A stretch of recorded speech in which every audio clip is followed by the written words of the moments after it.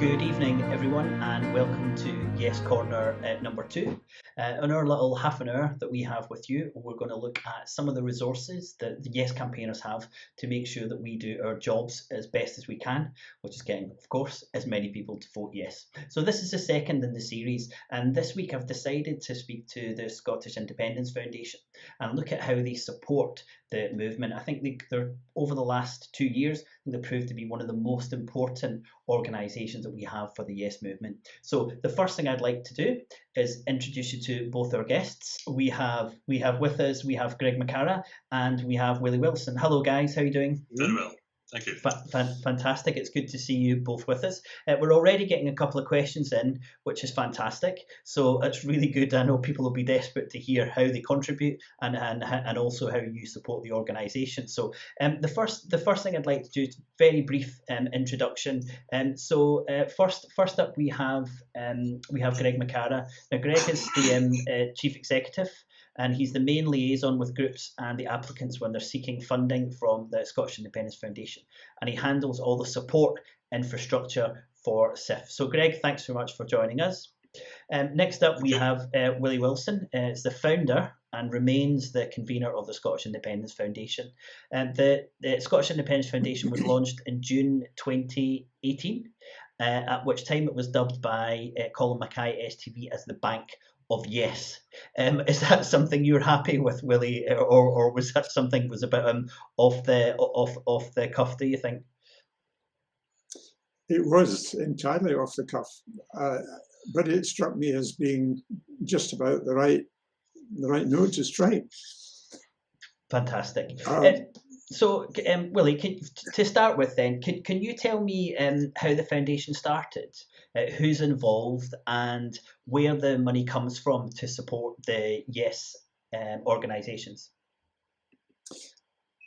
Well, it started, as you said, in 2018, and it started at a point when we realised that Yes groups that had been dormant and hibernating since 2014 now numbered about 150, scattered all over the country.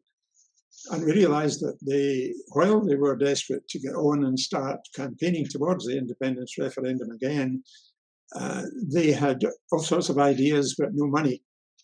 And the idea was to generate financial support so that they could get on with projects, with literature, with communications, and with training of their volunteers towards a campaign. So I started by phoning around some well-heeled friends, and within 3 weeks I had a dozen people willing to pledge between £5,000 and £10,000 each. A fantastic start. With that very encouraging start, we proceeded to launch officially in June. And as you say, STV gave us a little bit of support. The National, the newspaper, gave us tremendous support. And it was because of that big fanfare at the launch that we then got hundreds of small donations in of people who did it through the website, sif.scot. So that gave us a good fighting fund to get on and meet the needs of the Yes groups. And for the next year and a half, that's what we did, giving out money to Yes groups and to individuals with individual projects.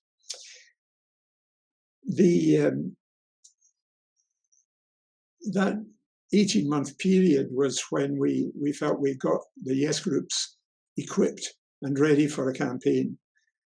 Things are changing a bit now, but we also realised in 2019 that we didn't have a continuous flow of money, and that's what we needed.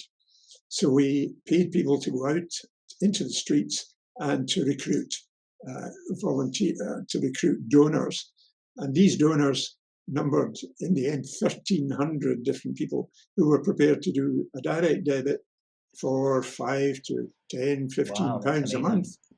And that's really what is funding, that's the main stream of funds that keeps us going at this time. overall, we've given to over 140 groups, and we've dished out over £200,000. That's where we stand at the moment. I mean, and that's 200,000 over that 18-month period, more or less, or is it longer than that? Well, it's up to the present time. Fantastic. We haven't given out so much money over the last year for obvious reasons. Yeah, for obvious reasons. Yeah. Greg, could you give us an overview or an idea of what types of organisations have been supported by the fund to date? Certainly, William. You actually nailed it right at the very start in your opening remarks when you talked about trying to move people over to voting yes and try to maximise the yes vote. That's one major criterion. A group that has a project, a plan, some activity that might help nudge the yes vote up, great. And actually, there's a whole spectrum in here. People who were no, we'll try and nudge them into being curious about independence. So, we're expecting at some stage to look benignly on a grant application from Voices for Scotland and a project that they have. They'll talk about it some other day to move people over into being at least curious. Then the ones that were curious are now just ready to make the leap to support. We help them and we get material and persuasive arguments out to them.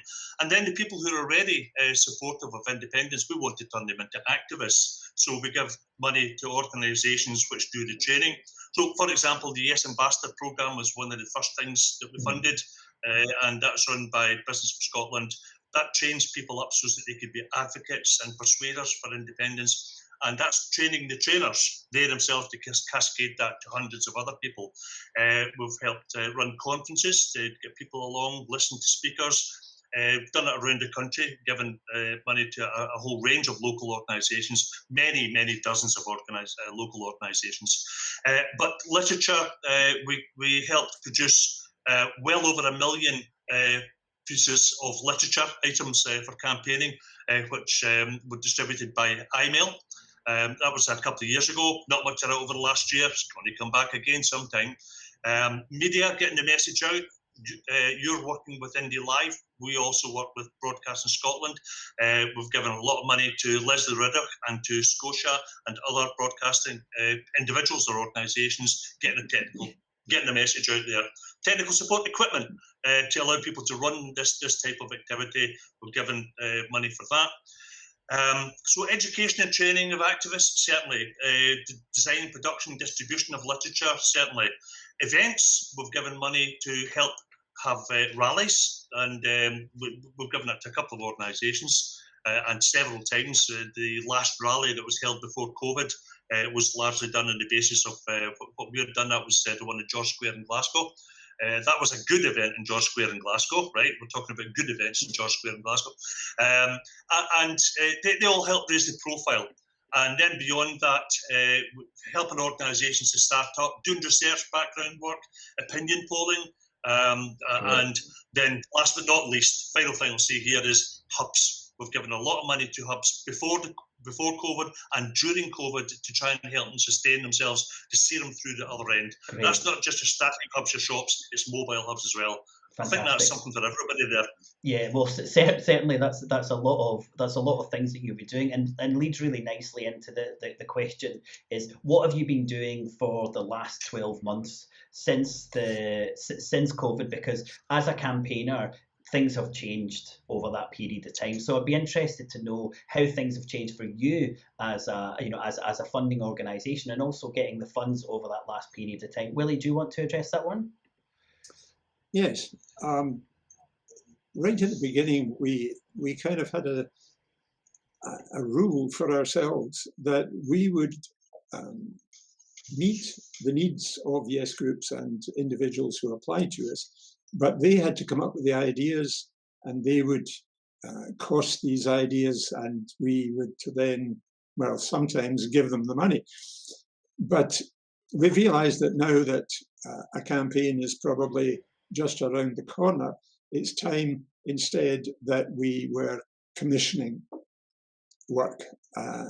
And the main thing on the go at the moment is that we've decided to financed the billboards that have been going up all around Glasgow. I don't know if you're in Edinburgh, you would see them there too. And around the country, there are 98 billboards for the last 2 weeks, that have been showing independence slogans and adverts on behalf of the organisation Believe in Scotland. Brilliant. I'd be really keen to see it. I'd really keen to see if anyone who's watching has seen any of those billboards. So if you drop them in the chat and let us know. I've seen a few on Twitter. You're not doing any in Barcelona, so I haven't. I've only seen them. Them on Twitter. Okay, so well, I've seen them in Glasgow. I don't drive around the roads very much, but I've seen them in 4 different places already in Glasgow, and they're really very impressive. The electronic digital billboards are really bright and very attractive. These will be, of course, rapidly changing. That's the joy of digital billboards, that you can have a message over in 10 seconds, and then a minute or two later you get a different message. You can have as many different messages as you can afford. These are pretty expensive, but SIF has paid for much of the output. The technical side and the inspiration and the graphics have all come from Believe in Scotland. Believe in Scotland has some very clever people who've put together the slogans and the adverts.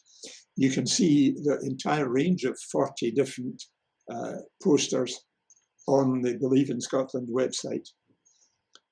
So that's what we're doing at the moment. We've just had a 2-week spell of billboard advertising, but we'll be continuing that for the months to come. The next one will be in about 3 weeks' time. This is quite expensive, but it's actually cheaper to do at this stage in the game than it will be once the political parties start grabbing the billboards. So it's a good opportunity for us to get the campaign going. Great. And everyone has said it, at the moment, digital is really where you've got to be, because we're not on the streets, and we know how powerful the Yes movement is when we're on the streets. Yeah. But I think we've got to replicate that in the virtual space. And I think that we have to put as much of an effort and much of our resources into digital as we do physical, because, I hate to use kind of battle terms, but, those 2 battles to be one on the streets and one on people's computers. So it's really good to know that you're already in that space. I think that's a really important place to play. Greg, yes. When some really good examples there from Willie and from yourself of how you're working with other organisations. How closely do you get involved with those other organisations? Is it a case of here's some money, or is it a little bit more structured than that? The original idea of what a project should be about comes from the organisations. We're not like wholesale into commissioning work, although we look at that aspect, but it's primarily if they have a good idea, something that they think will increase the independence vote, then great. They come to us with that idea. We evaluate if we think we agree with it, if we're persuaded by their argument, and then they'll get money from us. There's actually a couple of key facets to the independence movement. There's the political parties. They're a driving force in many respects, especially the large one, the SNP, being in government is a strong position to be in. But you know what? For all that I'm personally a member of the SNP, I don't believe we win independence purely through a political party or a couple of political parties. It's the movement that does it. So SIF reaches out to, we fund the movement, but we'll work closely with them. So we're regular meetings with members of or in regular meetings with Scottish Independence Convention. I sublet an office from Business from Scotland. I'm involved in the Voices for Scotland. Willie can tell you more himself about his convenership of NHS for Yes, and other board members similarly. We reach out and we interact across the movement. That's a really healthy thing to do. We get to know each other, we cooperate with each other, we find out where there's gaps and we fill them, we find out where there's duplication, we have sensible discussions about how we can be more efficient the way we work. Okay. So close interaction, close partnership across the whole movement. I'd say it's not only important, but it's absolutely crucial that we get as many organisations working together as possible. I've got a really good question that's coming from Dave, which I'd like to ask, and you can just raise your hands who wants to answer this one. Does SIF have their own thoughts? So I think that's probably individually. Have your own thoughts about what you'd like to see the Yes movement do to encourage more people over to Yes? So if one of you wants to have a stab at that answer, that would be great. Okay, Willie was up first there. I think the answer to that is pretty much what we've already described, the digital advertising campaign that we've started. I think will go on right through the election, and until we get a referendum, who knows when that's going to be. I think that, you know, this is a long game. We started off SIF with no sort of limits to the length of time we keep going. We just have to try and stay alive long enough to see the thing through. But it is difficult to run a campaign where you've no idea when the end game really starts. But we have to keep on replying to the unionist propaganda, and that's what we're doing pretty effectively just now. The unionist attempts at billboard advertising have been, frankly, pathetic. Yeah, they haven't been. Where do you feel, great, Greg? have they? Yeah, Greg, any thoughts? Yeah, I think obviously the movement's been constrained through COVID, but I think the movement's like a coiled spring. And when we feel free to get out, hit the streets, to start talking to people, chapping doors, and especially if after May we have a renewed, strengthened and better mandate for something definite happening within a reasonable period of time, and you know what I'm talking about, then once we've got that and we can see our destination in sight, then I think the movement will be desperate for more activity, looking for resources to support it. SIF will be there to do that. The one thing that I would personally hope that the movement would do is keep working on the respect part of it. Don't give anybody a hard time for having been a no voter. You know, bring them over as gently as we can. Be tolerant of each other, because nobody has all the answers to it. And let's just find a way of working nicer with each other, because the public will respect us a bit more as a movement if we manage that.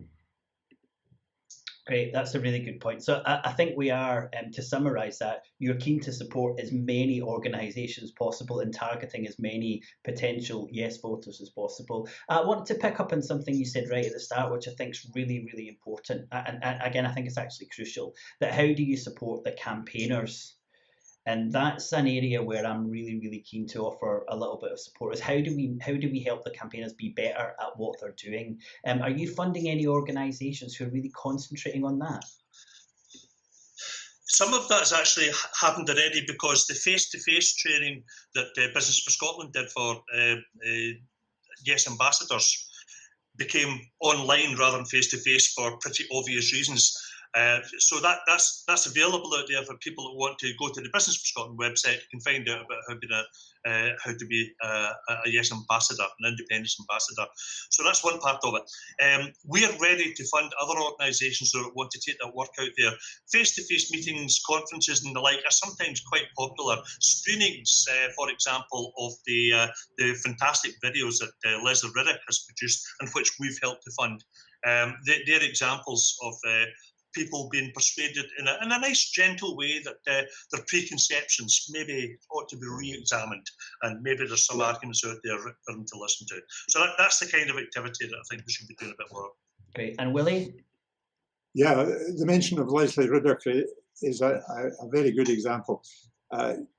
You know, she has now done 4 quite long videos on the different Nordic countries, Faroe Islands, Iceland, Norway, and her latest one is on Estonia. This Estonia video was only released 2.5 weeks ago. It's already had 50,000 views almost on YouTube. You can see it quite easily. Now, we there's a wee story I love to tell about how we gave Leslie Riddick £4,000 to do the first video. She went away and did it, came back, as soon as it was released, she started a crowdfunder. The crowdfunder raised £25,000, and that's what paid for the rest of the videos that she's done. So this kind of seed money is one of the things that we'd really like to encourage in SIF. Fantastic. You've mentioned Business of Scotland, and James Livingston has mentioned the Scotland Debrief book, which everyone raves about, and it is a case of getting that into as many people's hands as possible. And I think we can do wonders with that. What I'd like to do, there you go. My next question, I think, it's probably a detailed answer, and it's really which one of you wants to take us through the process. I mean, we've got some good organisations on here, Artists for Independence Movement, and I know there's a few Yes groups on here. I mean, what is the process of gaining funds from SIF? Which one of you would like to take us through that? Organisation SIF.scot is the website. Just go there. There's a tab on that tells you, click on it, tells you how to apply, and there's an application form which people can download. And it asks things like, who are you? How do we contact you? Who are you involved with? And then it asks you, what are you wanting money for? How much do you want? And how will your project that you have in mind, how will it help move the vote towards independence? That's often a difficult one to answer, so just the best you can for that. But get an application form. Now, if that sounds daunting in any way and you want a bit more information, we have the website sif.scot. If you want information from sif.scot, guess what the email address is? Yes, it's info@sif.scot. Bung us an email, I'll pick that up and I'll have a chat with you. And that's it. So we just nurture you along the way so you can get an application in there, and we want to give money to good causes. That's why we exist. We're not a stingy bunch. If you've got a great idea, the greater the idea, the larger the sum. The more it moves the vote, the better it is for everybody, and that's what we want to do. Fantastic. So thinking ahead, you've mentioned the kind of continuation of the billboard campaigns and funding. Is there anything in particular that you think the movement could be doing? So something kind of quite particular that maybe groups who are thinking, we've got a few ideas. What do you think would work? Right. I think the biggest and most important message right now, and for some time, is the right to choose. The people of Scotland having the right to choose their own future. People who don't necessarily support independence might nonetheless be Democrats who think, well, even though I would vote no or not sure, I should have the right to make that decision myself. So getting that message out, all groups I would suggest should concentrate on that, because the more people that come to the idea that they should have the right to choose, the greater likelihood that they'll vote for an independence party and get the majority in May in the Scottish Parliament elections. And then, after that, if we have any resistance towards having a referendum, then somebody who's already decided that they want the right to choose will be a bit miffed if somebody else turns around and says, no, you're not getting to choose. And we know who that voice is and where that voice is. So that helps move the whole movement forwards by getting people to spread the message, we have a right to choose, let's exercise that right to choose. That's already on billboards, more subtly than I put it, but it's on the billboards, the big billboards in Edinburgh, which is showing Donald Trump saying stop the vote. And you can have a vote in another century, or whatever the latest figure is from Boris Johnson. Brilliant. Point out how silly that is. As you know, I live in Barcelona, and we had the referendum, the kind of ghost referendum, as I called it, in 2017. And one of my favourite moments was a chap standing wrapped in a Spanish flag, standing in the queue to vote. And he says, "I love Spain. I will always vote for Spain, but I will fight for Catalonia's right to choose." And there was so many people affected by that, and that referendum, although ultimately wasn't successful, did move a lot of people to this idea that it's got to be about choosing. And a lot of Catalans, even ones who'd vote for a continuation of being part of Spain, are strongly in favour for the right for other Catalans to choose. So I do feel it's a really, really important message for us to get across. Willie, I'm sorry we've lost your sound. People want to get money from us. It's sif.scot/apply. And if anybody's generous enough to want to give money to us so we can spread it around the independence movement, that is sif.scot/donate. So input, output. Brilliant. You're making it very simple. Making it very simple for us, that's for sure. Well, thanks very much, guys. I really appreciate your time. Hopefully, we've motivated some people to move towards you on both those counts. But I think you do tremendous work, and certainly here at Independence Live, we'll do all we can to promote the support that you're giving for the movement. So, thanks very much. Thank you, William. Thank you. Well, I hope you got a lot from that. Fantastic organisation, and we'll see you in a couple of weeks with another resource for the Yes movement. Until then, bye now.